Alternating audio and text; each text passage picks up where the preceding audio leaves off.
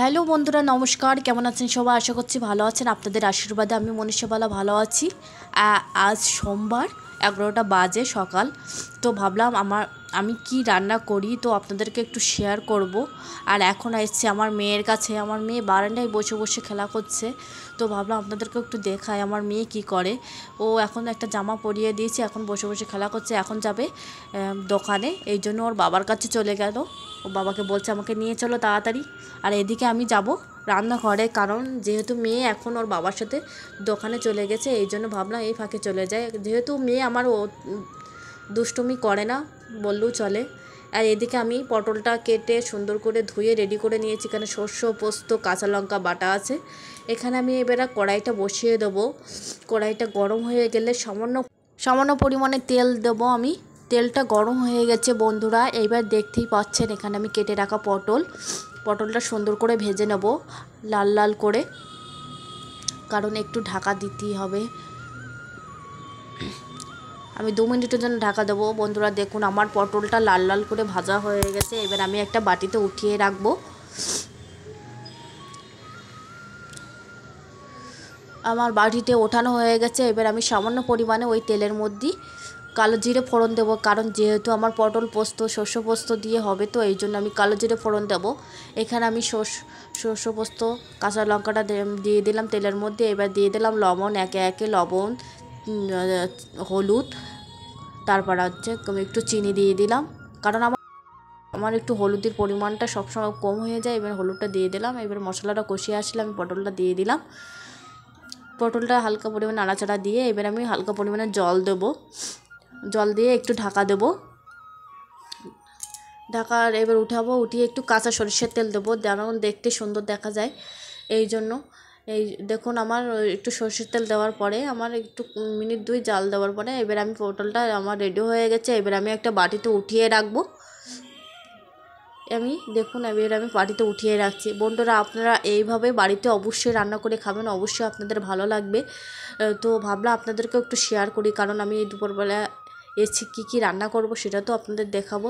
এখানে আমি কেটে রাখা আলু, উচ্ছে, আগে আমি আলুটা নিরামিষ হবে, তো এই জন্য আমি আগে আলুটা ভেজে নেব। এবার ভাজা হয়ে গেছে লাল লাল করে, এই জন্য একটু সামান্য পরিমাণে জল দেব। জল দিয়ে এবার আমি মিনিট 5 জাল দেবো, কারণ আলুটা সেদ্ধ না হওয়া পর্যন্ত আমার একটু জাল দিতেই হবে। আর এর মধ্যে আমি একটু কাঁচা লঙ্কা, একটু হলুদ, একটু লবণ দিয়ে দেবো, একটু ঢাকা দেবো। আমার বলক উঠে গেছে। এবার আমি উচ্ছেটা দিয়ে দেবো। উচ্ছেটা দেওয়ার পরে আমি একটু কিছুক্ষণ ঢাকা দেওয়ার পরে এই দেখুন বলক উঠে যাওয়ার পরে আমি এটা একটু নামিয়ে রেখেছি। এবার আমি ফোড়ন দেব। কড়াইটা আমি বসিয়ে দিয়েছি, সামান্য পরিমাণে একটু তেল দেবো, কারণ এতে তেল লাগে না বললেও চলে। এখানে আমি কালো সর্ষ দিয়ে দিয়েছি ফোড়নে। আমি উচ্চে আলুটা ঢেলে দেবো। এবার একটু ফুটে উঠলে আমি এবার তরকারিটা নামিয়ে রাখবো। দেখুন আলুটাও সেদ্ধ হয়ে গেছে, দেখতেই পাচ্ছেন। এখন মানুষের শরীর তেতো খাওয়া ভালো, তেতো খাওয়া অনেক উপকার। তো ভাবলাম আপনাদের একটু শেয়ার করি। আমার উচ্ছে আলুটা রেডি হয়ে গেছে বন্ধুরা। এবার আমি একটা বাটিতে ঢেলে নেব।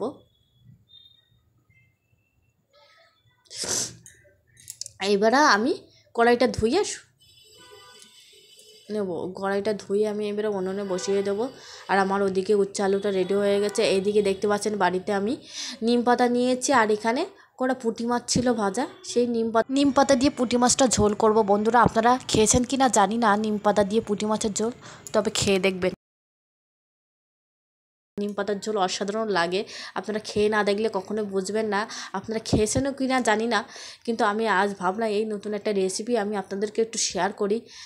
নিম পাতাটা ভালো করে আমি ভেজে উঠিয়ে নিয়েছি। এইবার আমি একটু কালো জিরে ফোড়ন দেব, দিয়ে পুঁটি মাছটা দিয়ে দিলাম। দিয়ে এবার আমি সামান্য পরিমাণে জল দেব। জল দিয়ে একটু সামান্য পরিমাণে হলুদ, একটু লবণ দিয়ে দেবো, আর একটা কাঁচা লঙ্কা ফেলে দেবো। দিয়ে এবার আমি ঢাকা দেবো। বলক উঠে গেলে আমি এবারে নামাবো। তার আগে আমি নিম পাতাটা দিয়ে দেবো। নিম পাতাটা দিয়ে একটু বলক উঠে যাক, নিম পাতার ঝোল আপনারা কে কে খান অবশ্যই কমেন্ট বক্সে অবশ্যই জানাবেন।